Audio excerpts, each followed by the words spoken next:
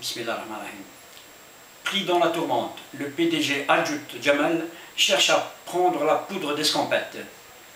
À la lecture des résultats sortis de l'urne désignant les futurs travailleurs qui vont composer la nouvelle section syndicale, et suite à la présence de mes vidéos sur YouTube, le PDG Adjout Jamal est pris dans la tourmente et c'est ce qu'il attend. La rumeur circule qu'il a déjà préparé le dossier pour son départ à la retraite.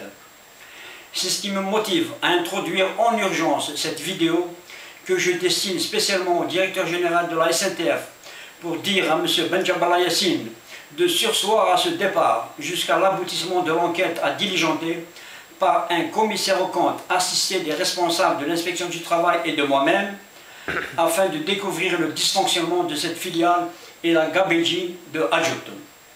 Avant qu'il ne parte et dans l'attente des résultats de cette commission d'enquête, il faut qu'il justifie encore les raisons d'une non-application de la convention collective de branche, la non-application des décisions de justice, les sanctions infligées à tort, les rétrogradations prononcées à tort, les amputations sur les salaires des agents, le non-respect des instructions et circulaires de M.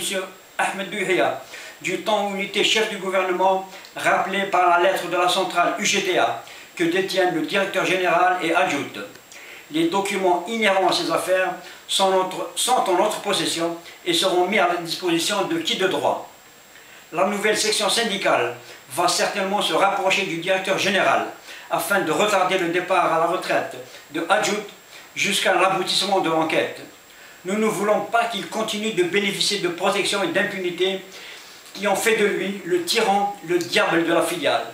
Nous demandons à ce que justice soit faite et que le ou les coupables soient sévèrement sanctionnés à la hauteur du mal qu'ils ont commis.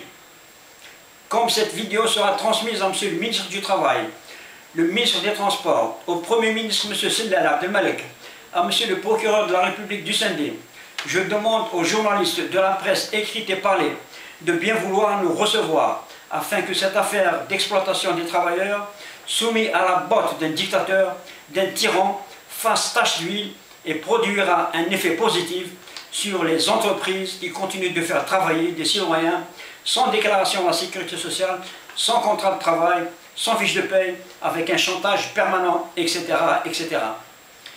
Il faut que les inspections du travail relevant du ministère accomplissent leur rôle en exerçant un travail constant sur le terrain et être sans pitié pour ceux qui entravent les lois de la République.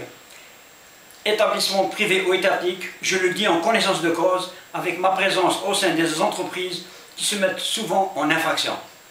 À la prochaine vidéo, Inch'Allah.